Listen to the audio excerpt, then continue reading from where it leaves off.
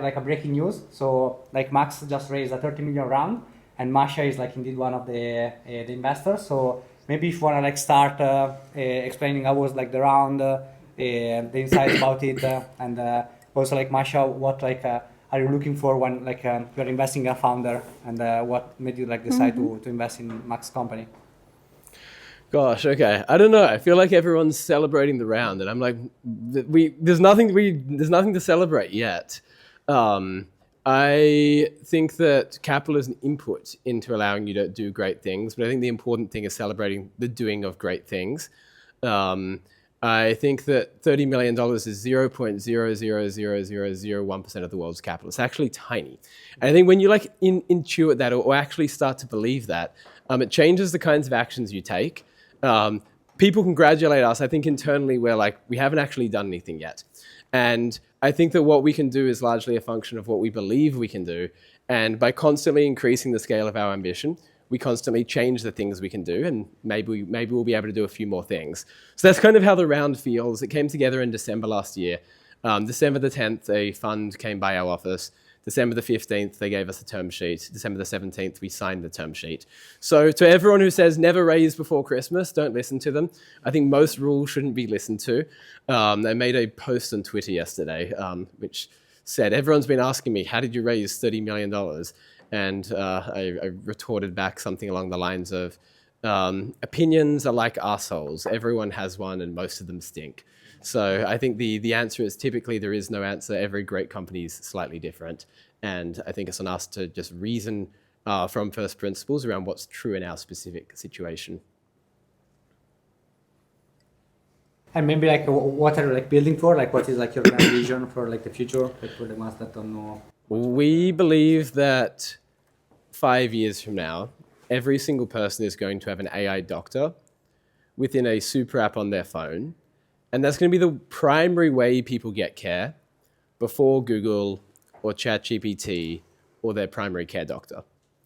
And when we're in this paradigm of the AI delivering care rather than humans, we're not just matching or democratizing the best of healthcare, we're actually exceeding what was ever possible in a human-led paradigm of medicine.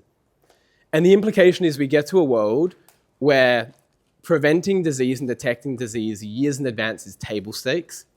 And the thing that actually starts to matter even more is human enhancement, right? Doing things that today sound like sci-fi, but in a few years might be on the horizon. To start, we're starting by allowing someone to test their whole body. So someone will come to us, we'll give them as many diagnostics as they want. And then when they're in the door, when they're engaging with us, it's our job to make someone trust us and come back because they believe they get better care with us than elsewhere. Very cool, very cool. And maybe like Masha, if you want to add something on why do you think that Max is like building something pretty special, like what convinced you on actually... I'll probably give quick context. I ran a fund called Day One Ventures. It's the first fund that invests in companies and spearheads their communications and help companies reach adoption by connecting them with media and with artists. No one has created it. We moved from 11 million under management in 550. It's a small, fairly small, 4 full-time people team, which is scaling very fast. I personally have invested in 10 unicorns on early stages the last 6 years. And from likes like World, which is Sam Altman's company, to Remote or DuckDuckGo, and hopefully much more very soon. I personally had a big inspiration with this new 150 million fund to deploy a big amount of this fund in Future of Human. If you were to ask me what is something that's more exciting than AI, I think it's human. Human's been my major interest in the last many years, and I've been spending lots of work time, personal time studying humans. I do think with technologies that's like AI that is here, we can progress significantly as a species and improve our chances surviving on this planet and overall. And I'm quite excited about all sorts of applications. Said that I raised new fund almost a year ago, and I only deployed into 2 Future of Human company. First one was Cradle. They do cryogenics, so the goal is to freeze unfreeze your body and mind and have you wake up as a same human. And that's like a new company I was just drawn by, because this company started building. One thing is super app for your houses. A vision hasn't been presented before. I think it touches every single person, and I do love that company took approach having premium experience for every single one who uses it. I did see myself as a customer. I also liked how strong community and brand company built just after raising seed round. They have 150,000 people on the wait list. I think they've been operating on a very big market. It was a competitive round by the time I reached out to, actually not Max, but his co-founder Jacob. They already had round almost done. So I didn't have much time to do diligence. I literally had a chance to take one meeting and started like getting this allocation. And I was really drawn by something. And I think one of the things you have to take risk making decisions and lots of ambiguity. Most of my best investments been done and decided on over the course of one meeting. And I was literally drawn by something in this company, which I couldn't put in words and logic, and still having it put. And so far, since we started working together like a few weeks ago, it's been I'm more excited than even at the time when I made decision to invest in this company. Very cool, very cool. And I mean, the majority of the people, like the majority of the audience actually is like the first time that they're here in Silicon Valley. I mean, also when we met 3 years ago, we also come from Australia. So maybe if you guys want to like explain a little bit and expand why Silicon Valley is special, why it probably like makes sense if you want to start a company to actually move here. I think that there was a period 5 years ago where you maybe didn't have to be here. I think now, today, it's basically impossible to build a great company without being in the US. And it's very hard to do that without being in San Francisco. And the reason is that one of the most important inputs into the thing you build is the people you're around, within the company and around the company. And San Francisco has the best people, the best talent, the most investors. And that creates a network effect that is very, very hard to break. I think that this is more true in a post-AGI world than it was previously. And the reason why is that technology is abundant and commoditized post-AGI, and people and relationships are scarce post-AGI. And if you look at many of the great companies, people think that their story is building a breakthrough technology. I think the thing which is equally true is the story is finding breakthrough talent or making a breakthrough deal. And that tends to happen more easily when every single thing in the city is supporting that happening. So I think that if you're ambitious, you should move to San Francisco. You should move here sooner. My biggest regret is not moving here 6 years ago. Knowing what I know now, I 100% would have done that. Anyone who moves here I've got a soft spot to anyone who moves here from overseas because I did so myself. It's really fucking hard initially. So if you move, I'm more than happy to help too. I moved here first time in 2016 from New York, where I built my second company, and it was very profitable business. I remember I decided to move like on Sunday. I moved completely. I rented the apartment online without ever being there. Moved on Wednesday. And I think what makes this place special is competition, which shapes you.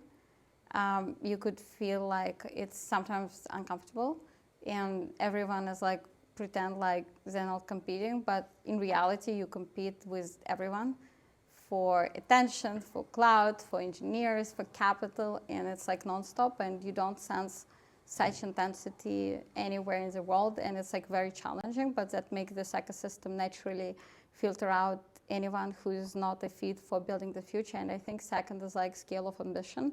If your ambition just making some money or just becoming a millionaire, it's probably not a good place for you, because this place is very supportive of big ambition, big ideas that's going to change the world. And it naturally filters out people who level of ambition high but not as high. I actually did some detour in COVID where I went back and it was like 1 year in Zurich, and then I was like another like year-ish between New York and Zurich, and that helped me to realize how special this place is.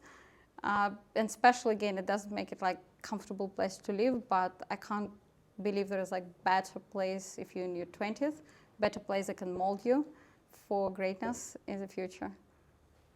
Very cool. And like you mentioned that you had an impressive track record, right, in investing early stage, like in unicorns. Like maybe can you share a little bit how you were able like to source those deals, and then also how we were able to get into the cap table? Because as you mentioned, Silicon Valley is very, very competitive, and especially the best founders have many different options, right, from like different term sheets. So I'm just very like intuitive with sourcing. One of my best companies that end up returning 300x in 3 years, it's called Worlds. They create a global financial and identity network.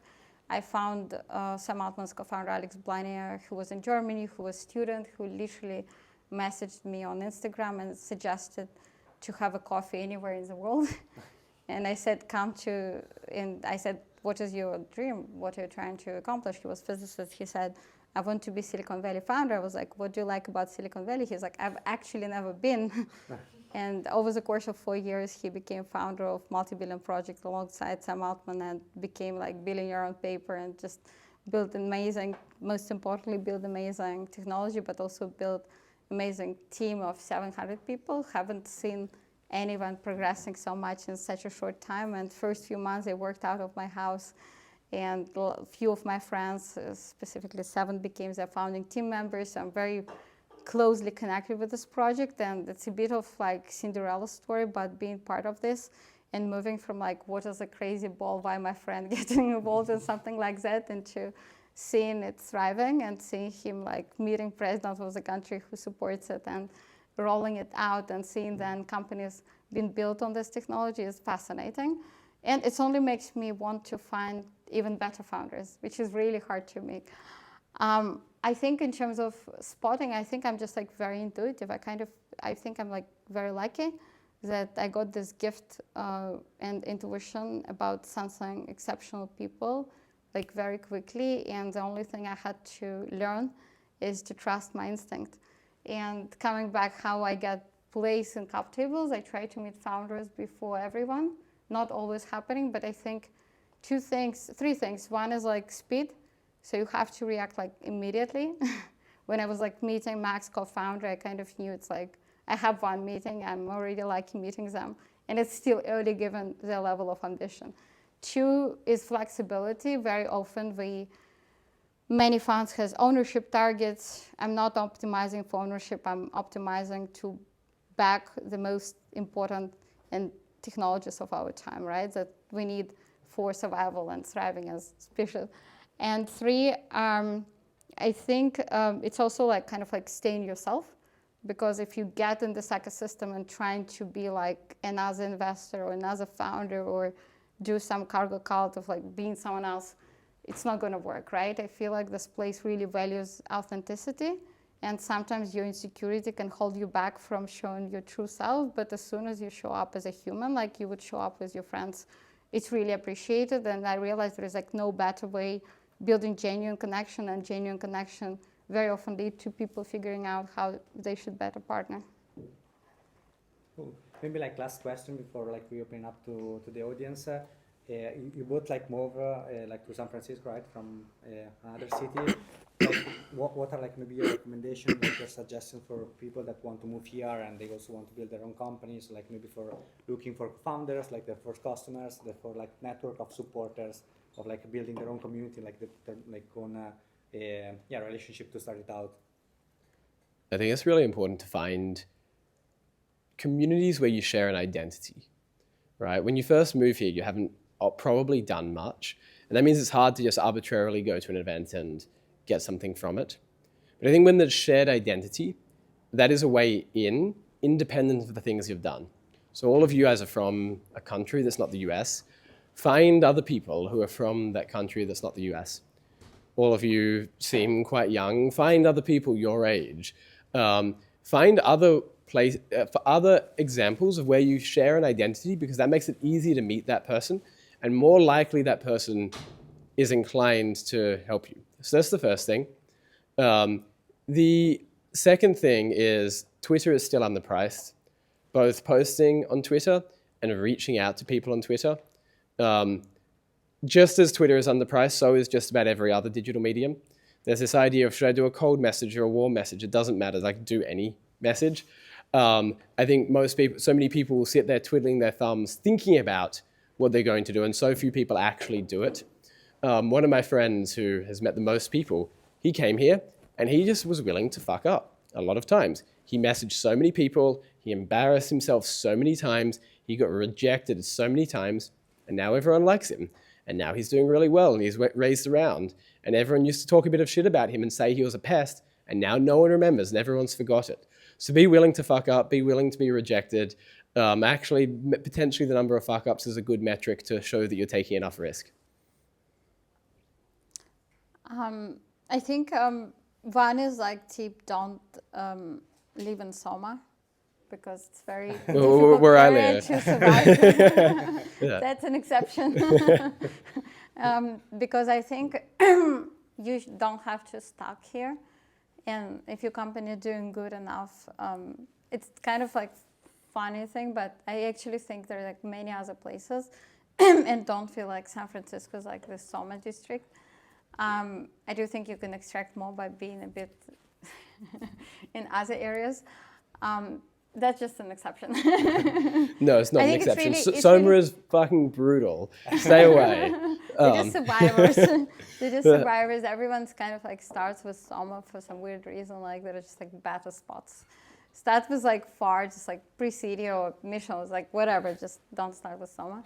It's also more competitive for offices, but I feel like you can just like die from not having trees around. And but I think in terms of how to meet people, if you come here, my first year when I started the fund, I hosted 60 events in my own house, from 12 people to 200 people, and it was like 3-bedroom house. I had like two things. One is like host events. If you don't know too many people, you just go in a coffee shop, invite someone you like the most without getting in detail what they're working on, because it could be easily that they work on something else tomorrow and day after tomorrow they're founders.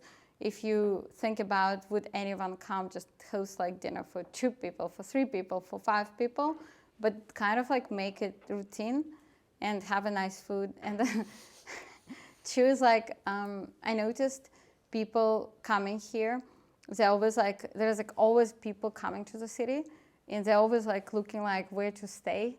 And my first house, like previous house and current house, I had this like thing, August log. Do you know what it is? It's like this log you open from your phone. And I had like, in 2 years, I had like 80 something people stayed in my guest room, including like WorldCoin founder, like who's currently co-founder of Sam Altman, and really great one. And just have like extra space to have people coming through the city staying, because there's a good chance that some of those people are going to start companies. And it's like a nice way to welcome new talent, because the city is like very hungry for new talent and new people. Yeah, I agree. We are also doing the same with the Gomery House, which is like also some fellows, and that's very cool. Some questions? From like So I have a question specifically for Max. So you mentioned at the beginning, you see in 5 years, the primary way of care is for people to go on their phone and use the app, right? And that would kind of be first, other than, like, rather than going to their primary care doctor. Now, if that's what you're saying, do you think that the demand of physical doctors will decrease? And if that's happening, this is just like the health sector, right? So would that be happening in every single sector, which would lead to massive like loss of jobs? Yeah, I do think demand of physical doctors will decrease. I think it's already happening. What do you guys, when you have a health question today, what's the first thing you guys do? ChatGPT, Google, Mum. If you're on a prescription today, you can go online, you can go to a platform like Hims, and you literally just type into a survey and you get approved. You don't really need to see a doctor. So I do think we're going to see less demand for physical doctors. Do I think that's going to result in, do I think that's going to be true across other sectors? Yes. I think there are jobs that classically have been human to human that are now going to be human to machine. Then there's the third part. Do I think that's going to result in a loss of jobs? Yes. Then there's the fourth part. Do I think there's going to be far more jobs created? Probably. Right? And this is the arc of technology. The Industrial Revolution came along and people are like, oh, damn, these machines are going to take all of our jobs in factories. Well, guess what? People aren't doing factory jobs and they're doing better jobs now, and I suspect this time is kind of similar. Yeah, I have one question for each one of you. So like starting here, you said that you do a lot of your deals out of intuition, or intuition plays a huge role. How do you back this up to your fund? Like apart. Okay, now you've built a track record, so it's easier to say like you can trust me because I've done this before. Like I know what I'm doing. But like, how do you build up this confidence? And even circling back, like in the first time that you had this intuition that like, okay, I should put money here because this will be a good thing. Like, how did you back that up? I came to Boston, like I was like 21, and I was like, I actually want to dedicate my life to spiritual journey. To have it comfortable enough, I have to make at least $10 million. And I gave myself 5 years for that. And then I did my second company, which was PR studio, which was very profitable, had lots of great companies. So exactly in 5 years, I got this amount of money that I could put somewhere and would potentially have passive income till rest of my life. And then I did something different, right? Like I took some of that and I started angel investing. So first I risked my own money. So first time, like in a year after I started angel investing, I returned all angel invested money 3 times in cash, and then rest of my portfolio like still rolling. My first fund, there is a term DPI, which means like return on cash, and TVPI, which is return on paper. So like my angel portfolio DPI is 11 times and TVPI 15 times, and it's still growing. So first I just risked my own money, and then I put $2 million of my savings into the fund. One thing I realized just some time ago is that this fund is like my spiritual journey, which kind of like everything is just playing like it should have been. But I would say you could you could make some money and risk your own savings. And you should just like go with it. If you don't believe in yourself, like why would anyone else believe in you? And I think just with intuition is the only way to use it. Like you just take risk practicing it and see what happens. And you could just like try listening to voice in your head out of curiosity and see what happens. How much did you start with angel investing? I think it was like maybe like 200-300. So you can like start with like 5K in like 20 companies or something, and you could just build up this muscle, and you can practice based on your own experience. Okay, thank you. Something I've seen a lot of founders do is 1K checks into companies. And I actually encourage you guys to do similar. If you meet someone, you're like, holy shit, this person is impressive, say to them on the spot, I'll give you 1K. Try to sign on the spot with them as well. If you tell them how you help them, I found that 80% of founders say yes. And now you start building a track record and meeting people and seeing the journey of the company. So that's one thing but that I've seen you'll find people out do. after the better companies, the bigger amount you need to deploy, the harder it gets. Companies get better, but the amount of money you can put in them actually doesn't make it easier. Okay. So my question is, like, I read a lot about like the balance of like emotion and logic and like vision and execution. So maybe how have you balanced out that like visionary aspect of your startup and company with the like logical backed execution? I think that logic is overpriced. Over the past few hundred years, humans developed logic, and before we had logic, I guess like if we look at evolution, animals have instincts, right? A select few animals have emotions, and then very few have logic. We are some of the only ones with logic. But the modern world has been constructed to tell us that intuition, that's bullshit. Emotion, don't bring that to work. You gotta have logic around here. And school is structured that way. Good luck saying to the teacher, I think this is the answer because it just feels right. The workplace is structured that way. Good luck saying to your boss, I just feel that it's this one. But I think there's a bit of a midwit curve here where people start off actually having access to intuition. The world beats it out of them by saying, no, you need to use logic. And then every single person at the top is intuitive again. So I think an interesting frame is, what if we all actually have intuition, because animals have intuition and instinct? And part of it is actually understanding how to tap into it. And I think that there are interesting ways of tapping into it, and sometimes there are questions that orient us towards answering via our intuition rather than answering via logic. For example, one question that I've heard in the context of investing is, would you work for the person? That's not logical. That's more like, does my whole body feel like I would work for that person? Another question I've heard in the context of investing is, do I feel a little bit of envy around that person. Again, it's saying, what is my body telling me? What is everything telling me rather than what's like the logical answer? And there are similar things in the context of a company as well. At what level of abstraction can I delegate to this person? Do I feel like I could say to this person, launch Superpower in the UK? Do I feel like I need to give them the exact email to write? So I think the logic is overpriced, intuition is underpriced. I think that the hard thing is not how to use more logic. I think a lot of people are quite good at that because the world has taught us how to do that. I think the hard thing is how do you use more emotion and more intuition and communicate that effectively throughout the organization such that people are on board with it. Because the problem with all the logic monkeys is when you start using emotion and intuition, they're going to tell you logically why you're wrong, right? So that's the challenging part. Albin? So Max, it seems that even before your Series A lot of talent wanted to work in your company. And it seems like you've assembled an amazing team. And I'm sure part of it is your huge mission, and people are drawn to that. But how do you create this around your company if you maybe don't have such a big mission? And then how do you attract and select the best people? What do you look for in people, especially young talents like us? What do you think are the best traits to cultivate? Pick a big mission. I don't know, we have such a short amount of time on Earth, and it's probably easier to do an ambitious thing or pitch an ambitious thing than to do a small thing. Like if I want to, I don't know, make a new, no offense to Liquid Death, but if I want to like make this company, that is just as fucking hard as starting Superpower in the early days. Like they're both just like hard. If I want to make a new like remote, you know how hard it is to create a new one of these? It's really hard. Maybe not anymore.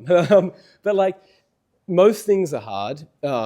Most things require hard work. There are Uber drivers that work 100-hour weeks. There are corner store owners who operate every single day a year, 16-hour a day.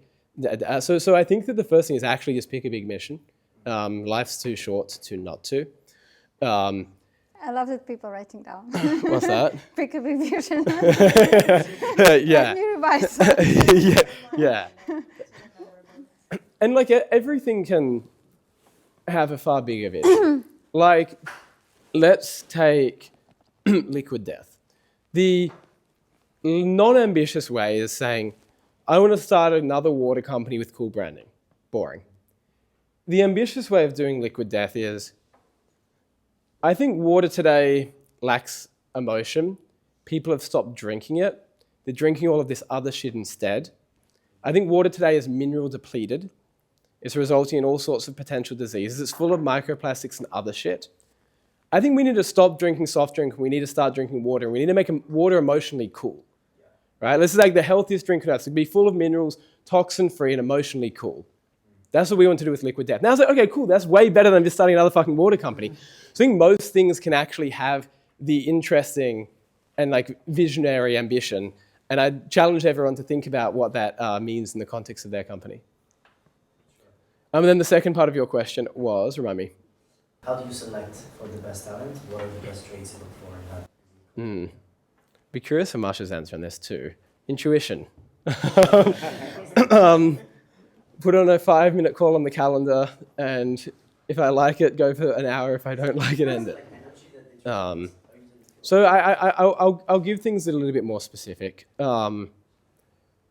I look for people who are spiky and who have done something spiky in the past. There are a lot of people who have had very linear careers, and on paper that might look great because, again, the world tells us to select for linearity because it's logical. I think what's more interesting is what is something left of field someone's done or spiky? What's an example of where this person has done something that's out of distribution or outlier-like? And we really, really, really obsess over that. I think the second thing is that people can end up learning how to do most things. So that's something else we assess for. Not via an IQ assessment. You get the feeling when you're chatting with someone. We assess for taste. I think that when someone has taste, it inflects everything they do. They write better copy, they send better emails, they approve better designs, they sell more effectively. So we look for taste, which shows up in terms of how someone writes an email. What does their past work look like? What do their online profiles look like? Some people have the most tasteless online profiles, and that means they're probably not a high-taste person, and therefore they're going to bring that to the job. So I think that spikiness, IQ, and taste are maybe 3 things we look for that some others might not.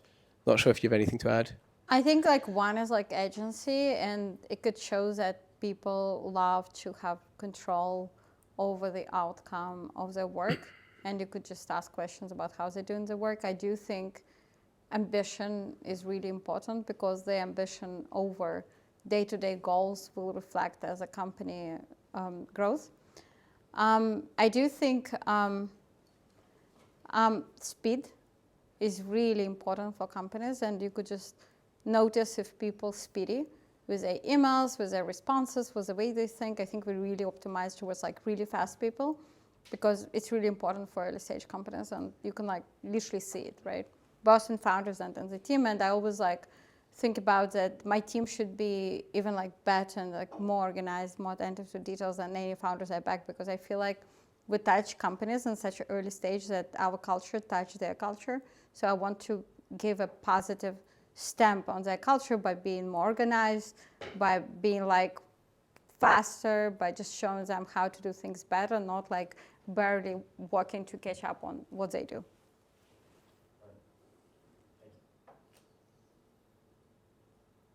Adrian, also the question? Yeah, I'm just wondering, like, if you have put a lot of resources and effort onto marketing, because it seems that the marketing is quite great. I've seen the promotion, or probably some articles about it, a few months ago. I think this goes to taste. I think 3 of myself, one of my co-founders, and our earliest founding team member, founding designer, Hannah, all care a lot about making something that is emotional and tasteful. And I think that when you do something that is emotionally evocative, it gets amplified through digital channels without you having to put in a lot of incremental work. And it creates this sense of, we do a lot of marketing perhaps.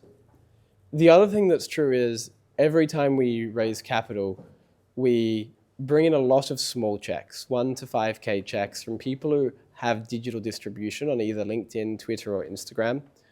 And that means that we have people who are talking about us and amplifying what we're doing. I also think that we're very intentional with starting by owning certain social graphs and monopolizing that social graph before moving on. For example, we're over the next few months going to be doing a lot to own tech Twitter. Right? We want every single person on tech Twitter to hear about us. And that creates this echo chamber effect where we're hype, or we have a lot of marketing despite us spending basically $0 on it. Someone in Louisiana might not have even heard of us. Then we'll move to monopolize another social graph, maybe media in LA, or wellness in LA, or finance in New York. And we'll probably do them one at a time and target them obsessively to create this echo chamber effect.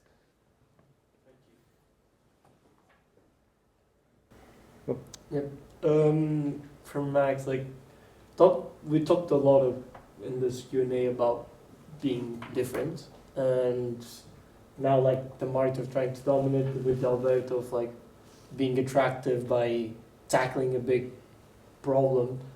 If you had to point out like the most relevant point where you stand out because you're different in like company-wise, what would you say?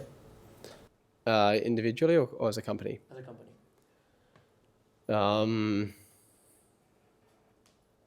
I think we reject most dogma.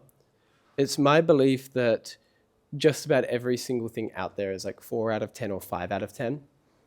And the implication is if we copy what's out there, we're 4 out of 10 or 5 out of 10. And as a result, it's our job to actually think from scratch, because then maybe we can be 7 out of 10 or 8 out of 10.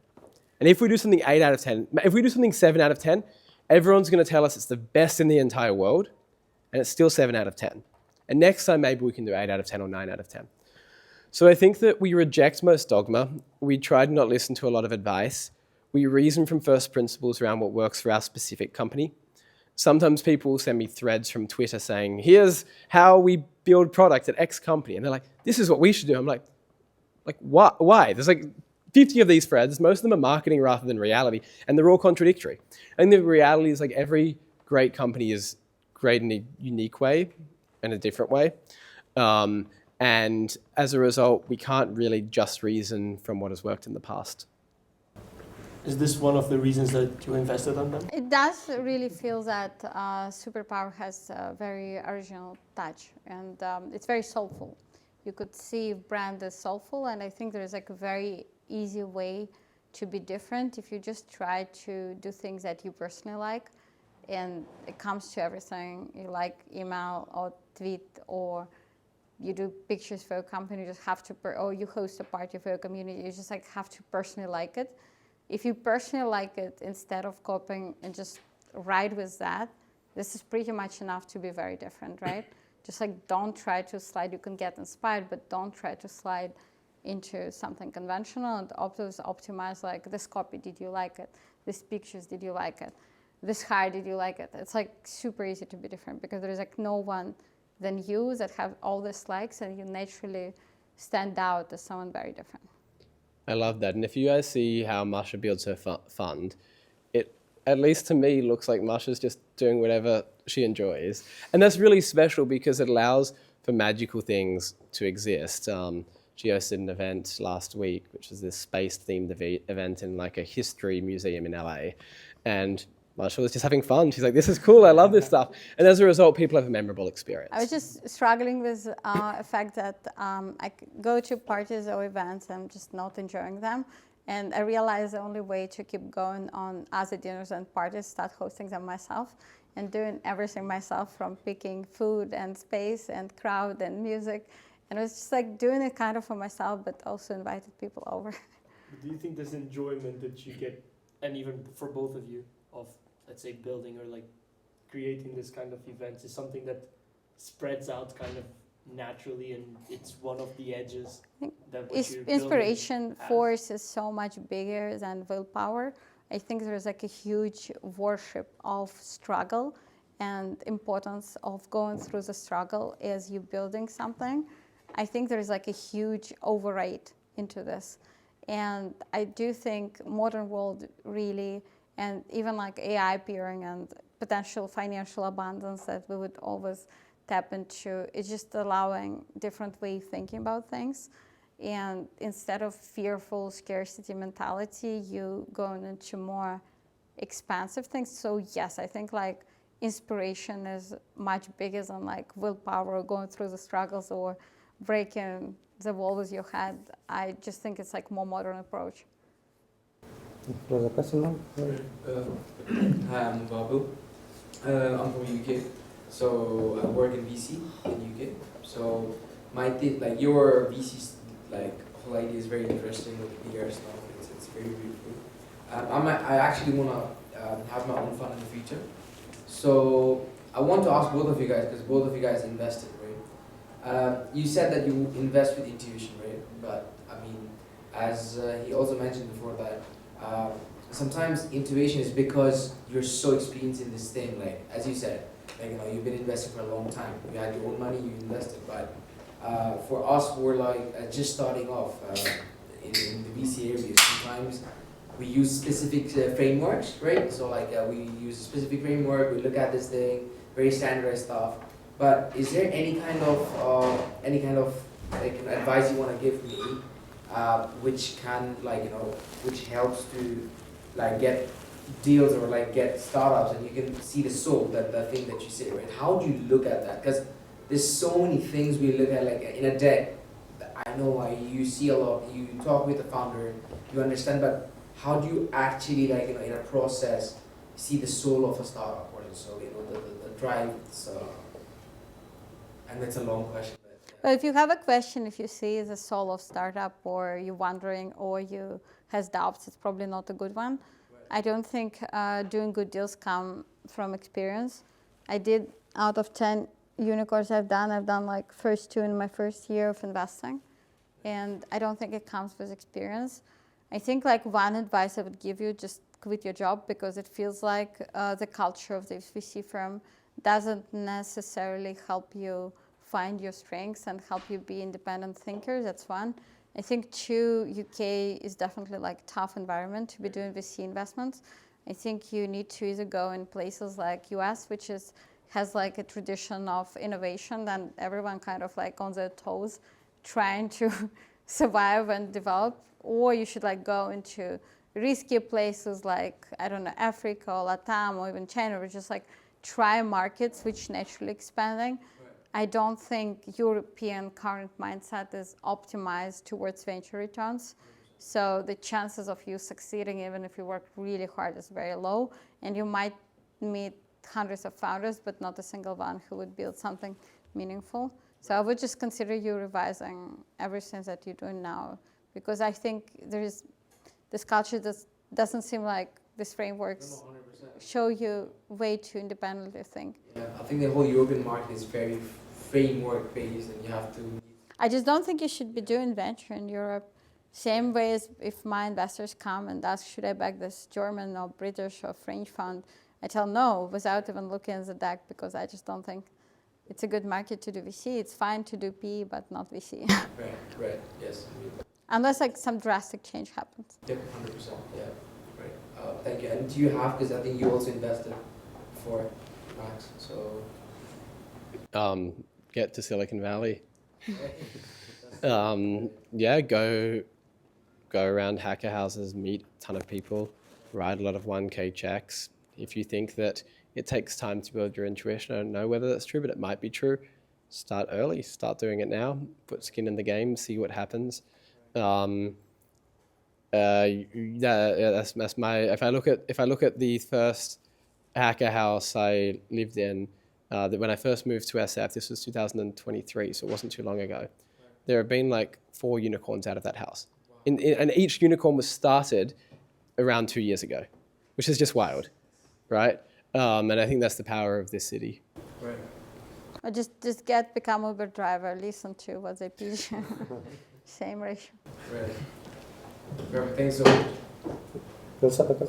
Yeah, my question is on media graphs that you mentioned. So I'm also a founder, right? My company's very small at the moment, but one of the focuses, like one of the problems for us is like, how are you picking which media graphs, which channel to focus on? Like, do you have a thought process, or is it kind of dependent on where your product is at the time, or what you're trying to launch or develop? I'll tell you how we think about it rather than what we do, because I don't think what we do is helpful, because your company is different to our company. Yeah. The way we think about it starts with beliefs around what we want to do as a company and the brand we want to create in the long term. And there are a few things that are true there. One is we want to take the high variance approach and do the thing that works over the long term, even if that might not be the right optimization in the short term. I'll give you an example. If we were optimizing for the short term, we would go B2B. It's the highest yield channel, right? We'd go ugly, B2B, short term to market. If we're optimizing for the medium term, we'd probably target women between the age of 45 to 65 because they spend the most on healthcare, they're the most interested in this market. There's evidence of companies like us selling to them. But our belief is that in healthcare, there's an opportunity to create a brand that's more like Nike or Apple than healthcare companies today. There's no one really walking around wearing a One Medical t-shirt, right? And the implication is we need to start with people who define culture. And that means starting with who we call tastemakers. Now, they're not the biggest market. They won't be our customer in the limit. They don't spend the most money. But the bet we want to make is on the long-term payoff curve of actually being able to create a category and being the eponymous brand. And therefore, we start with them. And for us, that's finance and fashion in New York, media and wellness in LA, and technology in SF. For other companies, the approach is going to be very different. That's the main way we think about it today. There are a couple of other frames that might help you think through it. One is, who do you understand and where do you have a competitive advantage? 2 is, what do you enjoy?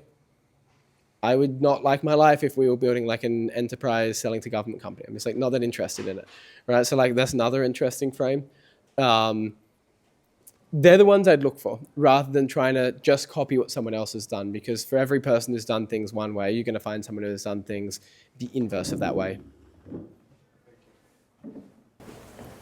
Okay, so I have a for the two of you guys. It's related to intuition. So I know this word was used a lot. The first part of the question is kind of like how you hone your intuition. I know you kind of touched upon it, kind of just sending like 1K checks or 5K checks, and I think maybe by like trial and error, you kind of can hone your your intuition. But is there any other ways? And other than that, my second part of the question is, after you like slowly hone your intuition, at what point do you know you're kind of ready to like go and start or like do something big, if you know what I mean? I think in terms of developing intuition, there's just like very simple ways that I found many years ago. Every time your intuition served you well, you have to acknowledge it. You just have to like kind of repeat inside you, oh, I was thinking that's gonna be right, and it just worked. You have to like always have this like loop of moment when you making sure that you just like making sure to acknowledge that it worked well.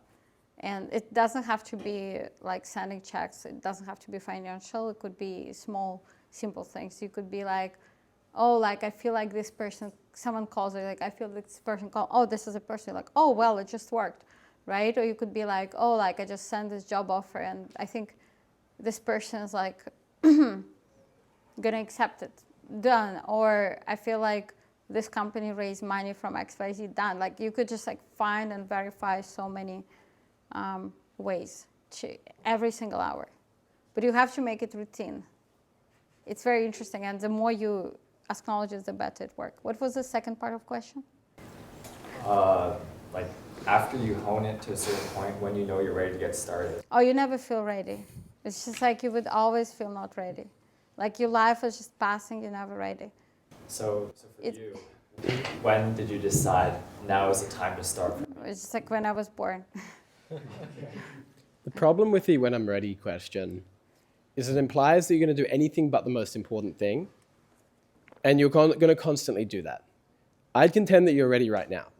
I don't know if you'll build a $100 billion company right now, but you're ready right now, because then you'll start to do something that's closer to the most important thing. And if you fuck up doing something that's closer to the most important thing, well, you're actually taking the best step in the direction you actually want to go. So I think I see a lot of people, I have so many friends who are in Australia, and I'm always like to them, so what do you want to be doing in 10, 20 years from now? And they're like, I want to be starting a company. Everyone says it. They're all still at McKinsey and Goldman. I'm like, why aren't you doing it today? I'm not ready. They're never fucking ready, right? So I'd contend that this idea of I need to take X, Y, Z step before I can do the thing are actually false requirements, and it's fear talking instead. Most of the time when we're pretending there are steps or things we need to do first, it's actually fear rather than the reality. But also say that this question is like, when am I going to be ready? It's like usually you asking this question or thinking about like when am I going to be ready, it's usually a signal that you're not actually happy with your life. And then you could just like look back and ask yourself genuinely, like, am I happy with my life? You can actually ask these questions like professionally. You can also ask it personally, right? Because sometimes like I love how professional and personal like complement itself, and you can reflect. You just ask, am I happy with my current career? Am I happy with how I spend every hour of my life? Because usually, and then you just like, do I really like, you have this agency. You can actually choose direction, and you can actually choose to be happy and excited and energized. So you don't want to go to sleep just because how exciting things are, or you want to be doing what you're doing. And I would just reflect on these questions like, are you happy with your life? And if it's not, like, why are you not changing it? And then take biggest risk you can. Okay, so to kind of follow up, I know if you want to go into like the corporate world, you kind of have to have never use the word have to have. Whenever you say have to have, question it, because I think so many of these things are rules that the world has constructed. And don't get me wrong, you can have, that is one pathway. It's a low variance and common pathway, but have to haves don't exist. Okay. But how can you even want to go to corporate world in the first place? Well, this is my question. What I'm saying, it seems as though for startups, as you guys are saying, you need to take a more like risky mindset and approach, where if you're doing corporate, it's more like conservative to a certain point. Like they won't be taking as much risk as you see with people like building unicorns. I think joining a corporate is the biggest risk of your life because you risk wasting your whole life, right? I don't think many founders I'm around think of themselves as taking a lot of risk. I think they are very good at assessing what is risky and what is not risky. And for them, spending 10, 20, 30 years in a corporate is really risky. And starting something that could fail, but could also wildly succeed is not risky. And if it does fail, it's not like they fail. So I think nearly all of the failures in the world of investing were not trusting my intuition and not investing in the brilliant person, even before everyone else believed. I would even add to this, I don't remember like ever not believing in person, like believing in person, not investing.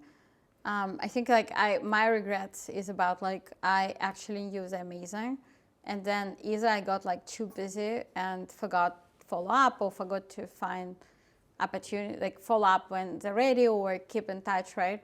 Or sometimes it's very simple. It's like you didn't make it to the round, and then you like kind of your ego is hurt, right? It's like, oh, they didn't take your money right away, and you're like, okay, whatever, they're not good anymore.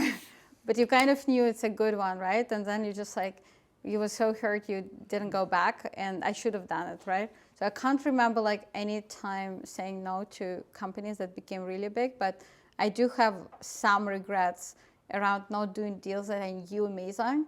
And even if it felt late, I could have done it, but either ego and me being hurt by their rejection, or me getting so busy with very random, very mediocre things, just distracted me from keeping in mind this amazing opportunity. I think related to this could be interesting. What was the dynamic between you guys in terms of the investments? Like, what did you, Max, look for? Like, what did you choose her as an investor and Day One Ventures specifically among the rest? Well, we didn't like know each other. Masha invested before we met, but then Masha invested a little bit more, and that's because Masha was really helpful, right? And that was largely on the introduction side and the PR side. I also think that as a founder, if you think someone's a good investor and you like them as a person, you're more likely to let someone in. Friends help friends as well. I think that Masha has probably been more helpful than any of our other investors, which is interesting because she's a small investor in the grand scheme of the capital we've taken in. So there are a few thoughts. I think one of the things I noticed about like all winning founders I had to work with, and I think at this point I worked with maybe like it's like 10 PR company, okay, it's like maybe like 30 to 40 unicorn founders. The best ones always want a lot from you, and the best ones want to get from you more. That like they give you like fairly big allocation, but they want more help. Like they gave you like 5 times the big allocations. They're always like very greedy, and they always take you as this free resource, and they try to extract more and more and more from you. And that's actually a sign of a very good founder, that they constantly use their network and resources to create leverage for their companies. That's how they make money, right? They like touch everything accessible to them and multiply. And they're kind of like always like extracting. They like pay this person 150, but then they extract value for $1 million, right? And this value becomes value of the business. And they do the same with investors. They give you like small allocation, but then they extract you as much value as if it was a lead. So I think it's like always a good sign, and it's always a bad sign if founders like shy to ask or don't want to bother you. It's always like a bad sign, right? Because you never build company alone. You build it like as a community. Like you build community, and then entire community. It's always like hundreds of people involved in building it. And it's not just your direct team, right? It's not just your investors. It's literally if you're obsessed with your idea, you're going to involve every single person to help you build it. And if you don't feel like that, or if you feel shy, it probably means like this idea is just genuinely not that important for you. So you have to work on convincing yourself that it's actually important. And then if you create a company that's, you believe genuinely it's changing the world, you stop thinking about, well, I do it to become rich, right? You're like, well, like I do this super app for health to have like 1 billion people live over 100 years. So me asking you to help Superpower doesn't mean I'm asking it for myself. I'm actually asking to help this like billions of people get better health, right? So you're not asking it for you. If you really understand it and get it, you're empowered by the value you're going to bring for the world. You stop asking for yourself, but your asks become much more natural. Every time I ask something someone to do something for the fund, right? If I go to like Airbnb founder, I'm like, hey, can you speak on my conference? I'm not like asking them, hey, come speak, I want to hang out with you. It's like, hey, like this is my founders, they're actually saving the world. Can you help us, right? I'm not asking for myself. So then it becomes much more powerful. Or I raised like a bit over 250 million in the last 5 years alone, right? It's like, I'm not like asking it for me, I'm like asking to enable best ideas to exist in the world. What advice would you guys give to someone bootstrapping their startup? Because Really good. capital is really low, and I've been trying to like minimize cost, so to speak, and get high quality out of it. So any advice would be much needed. Most opinions are like assholes. Just everyone has one, and just about everyone stinks. It's really, really hard to say without knowing two things. One, what you're working on, and two, what you want and why you're doing it. So I think that if you actually understand those two things really well, I focus before even asking this question, I focus, what do you want and why are you doing it? And what is the nature of the business? And work out that. The second you know that, give it to ChatGPT and it will give you an answer. Now, I can make some assumptions around what you want and why you're doing it. I could be wrong. So my assumptions are that do you think you'll be doing this in 10 years' time? Yes. You want to be doing it in 10 years' time? 50 years' time? Yes. Okay. So my assumption then is you want to build a really big company and you want to be doing it for a long time. And there's something about the mission that is personal and close to home as well. As a result, bootstrapping right now is more because you feel like you have to bootstrap than because you want to bootstrap, or because you have a story in your head that it minimizes dilution. But if you had access to, if Andreessen said tomorrow, here's $5 million, you're probably going to take $5 million, right? If all of this is true, then I think the question is, is the advice, how do I bootstrap, or is the advice, how do I actually get to the point that I have leverage with capital and with a team such that I can make my 50-year vision come to life in 10 or 20 years? So I think the right framing for the question is probably something along the lines of, how do I get leverage as quickly as possible? I don't know your kind of situation, but I think that framing for the questions may be interesting. Maybe the way to get leverage as quickly as possible is find a couple of co-founders. Maybe the way to get leverage as quickly as possible is to post a little bit online, get a couple of VCs who reach out and go from there. Maybe the way to get leverage is like fucking message 1,000 VCs and you'll probably get $1 million. And now you have a little bit more room to move quickly and hire a team. Speed is really important, right? Like into this 50 years, or better like try to make stuff happen quickly because someone else might do it as well if the idea is big enough that you could do it for 50 years. So there are a few thoughts. Are you investing in what kind of startups? I mean, from which sectors? And are they only from San Francisco? I invest only in ideas that could be $1 trillion company or bigger. And I don't think it's like any sector or any company, and it's going to be lots of amazing businesses created that just doesn't fit this threshold. I wouldn't say I've always been like that. I'm just not interested in being involved mentally and financially in anything smaller, just because like my life is not getting longer or something. It's like hours of my life I would be involved in something that's not interesting. And I do think chances of company from San Francisco succeeding times higher because of this competition and things we spoke about. Thank you. Quick one on this. Which are the coolest ideas, companies that you've been seeing lately, and in which sectors, and specifically beyond Superpower, I guess? I'm really a big fan of Superpower. It makes it really hard to find something as cool or comparable. I think I invested only like one competition with cryogenics companies that make you like freeze and unfreeze and you're not dying ever. I think it's like almost in direct competition. But I think you really have to like go after ideas at the age, because otherwise someone's gonna copy it. And I think I invested in WorldCoin. I think it's a pretty big idea. I think every single person, the more AI appears online, the more we feel a need having proof of personhood, because as much as we like AI, we don't want to be talking to bots on like gaming apps, dating apps, Twitter, whatever. I think every single social media company like social media will exist and every one of them will need proof of personhood, and that company being the earliest. I also want to be able to transact with every single person in the world smoothly and quickly without any constraint and know it's human being and not a bot. I think this is a pretty big idea. I'm still very inspired by it, not even less than at the time. I want to be it even more every single day.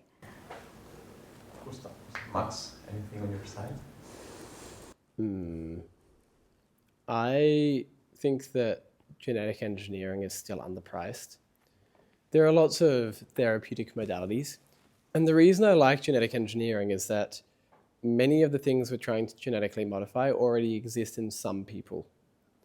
And because it exists in some people, it gives me the belief that it can exist in others if we modify the genes that result in that phenotypic expression. There are companies that give people super memory, or there are companies that allow people to get 4 hours of sleep in 4 hours, and it's 8 hours of sleep in 4 hours of rest. Sorry, opposite. 8 hours of rest in 4 hours of sleep. There are a lot of superhumans around the world, largely because of their genes. So I think that's one thing that's interesting. There are companies in that space. Axonic is one. Orchid, a company Masha invested in, is another. The other company that I keep thinking about is one called Natura Umana. It's an Italian founder, and they're based between Italy and Switzerland. I'm trying to get them to SF. They're going to get here. And they basically have built Her. I don't know if you've seen the movie Her. I wore their earpiece for 5 minutes, and the following 2 weeks, all I could think about was wanting it back, to keep chatting with it. And I often find when I keep thinking about a founder or keep thinking about a company, it's a sign that they're onto something, because that's a signal intuitively of what our body knows, even if our brain doesn't logically know. And there's a lot of logical reasons not to invest in the company. People will say to me, oh, but OpenAI will do it, or it's just going to be commoditized, or people say all sorts of shit. It's just like, I don't really care. I just like feel in my body that I really like this company and keep thinking about them. For both of you, if, let's say, someone else was building what you're building right now, or doing what you're doing right now, would you rather join them and build out with them, or would you look to still follow the same mission and build something else, or even same thing? Whatever. I think that if we follow what Masha said earlier, which is do what you want, do what you enjoy, no one's going to be building the same thing, right? Because no one's you. So I actually think that the question is wrong because it assumes someone can be building the same thing. And I think that if you're authentic enough in what you're building, that shouldn't be on the cards. Now, there can be strategic reasons to join with people, and that's separate. But I think it's less about whether you're building the same thing. I think on paper, if you simplify things, hundreds of people in the city trying to build what I'm building, but I just don't think I'm pulled by this insight, right? And it's like a calling. So if you have this calling, you start seeing the detail about this vision unfolding in front of you. So there is no way you could be following this calling by going elsewhere, because if you have this vision just like pulls you ahead. You can't do anything about it. And also, if you don't have this, I had like other ideas, and I constantly have idea about businesses, but none of them pull me as strongly as this one, right? So you just have to like follow this calling and have courage doing this, and have conviction that it will bring you at least in an interesting pace, and the journey will be exciting. We talked a lot about like mindsets and whatever, but we didn't really talk about like the product itself, like Superpower. Can you tell us like maybe in a little more detail like what specifically it does, so to speak? Yep. Where we're going is we want to build an AI doctor, and we want that to be the place people go to get care. Now, today where we're starting is a membership, which is how people get into the ecosystem. The membership is 3 parts. One is allowing someone to test their whole body and get as much data on themselves as possible. We'll send the nurse to your home. They'll test over 100 blood biomarkers. We'll pull in all of your past medical records and allow you to get other tests as well. Gut microbiome, toxins, cancer, etc. Much data as possible is part one. Part two is how do we connect the dots across this data? If you're Jeff Bezos, you have a team of like 5 doctors spending hours and hours and hours looking over everything and connecting the dots and telling you what's going on. The unfortunate reality is most people's healthcare today is like a 5 to 10 minute consult with a doctor. So how can we actually connect the dots and show someone what's going on at the root of their health that they might have not otherwise been aware of? Part three is now that we've told someone what to do, how do we make it really easy to take action? Right, my problem with the doctor's office is you leave and it's like, good luck, you're left to your own devices. We want to make it really, really easy for someone to take action. Follow-up diagnostic in one place, supplement in one place, pharmaceutical in one place. If you have a question, pull out your phone, text your medical team. It's going to be 3 people on it. They're hopefully soon going to reply very quickly and make it really easy to take action. So today, membership, $42 a month, $4.99 a year.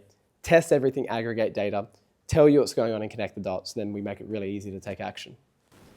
Now, do you want to make like an ecosystem within that like Power app that you were speaking about, like where it's health, maybe something else and something else, where you can sort of monopolize in a sense? Not really. Okay. The idea is let's take what we're starting with today, which is the entry to your health, right? The thing you have to do first in health to understand your health is test your blood, right? And aggregate your data. That's kind of like the foundation. Let's take that. Now that someone's in the ecosystem and with us, how do we educate them that we can solve their problems more effectively than elsewhere?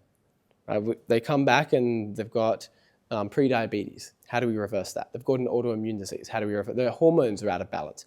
How do we start fixing that? And if we fix that, guess what someone's going to do next time? They're going to come back to us. They're going to keep coming back to us. And now when they have a question, rather than going to Google or ChatGPT, they're going to come to us because we know everything about them.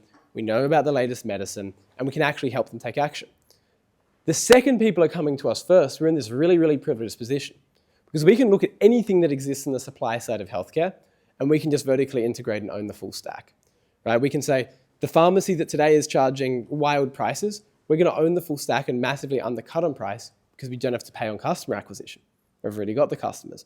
Same with the supplements, same with the diagnostic tests, all of these commodities. We're going to be like, well, we're Amazon now. People are coming to us first. Let's just actually commoditize it. So that's more of the longer term vision. I got a question about like potential legal barriers. Are there legal barriers when you incorporate AI into the traditional healthcare system? So I think that the really, really, really important thing is always to start by reasoning around what is the ideal experience for a customer, right? Start with that. And then work backwards to say, how do we solve this with engineering, with operations, and with the law? And if there are legal barriers, don't use that to then do something that's not optimal for the customer. No, start with the customer and then sort out the law. And there are a lot of great companies that were started this way. Tesla was initially illegal, Airbnb was initially illegal, Uber was initially illegal, PayPal was initially illegal. There are a lot of things that started, even things that Apple did with how you bought SIM cards was initially illegal, right? But they started with what is the best thing for the customer. So we obsess over that, and then we assume that we'll be able to solve the legal thing because in the limit, the law adapts to the best thing for people, right? So that's the main thing I'd say. Follow up. So I understand the law changes through time and works like it's supposed to be modified to work what is best for people, but it takes time, right? So I'm not sure about the traditional healthcare system, but assuming there's an issue where probably there is a lack of interest by society to tackle the problem when it's a huge problem. So politicians ignore the problem, lawmakers ignore the problem. However, you put time to fix the problem, and there's the legal issue, however, is not dealt by those politicians. So how can I deal with this issue? Well, it's not about waiting for the law to change. It's about saying, how do we make the optimal customer experience legal today, right? But still starting with the optimal customer experience. Because there's a lot of ways that the law can be structured to facilitate a certain experience. I'll give you an example. One of the things we realized is when we had everyone's data,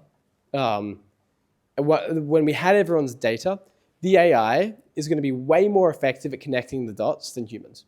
We've tested that. It's like true. The AI is way more effective than humans. Now, if we just said, here's your AI-generated response, people, that's not legal. The AI can't provide medical advice. So if you start with the law, you're like, oh, therefore we can't do it. We're like, no, but that's still the best customer experience. So how do we do it?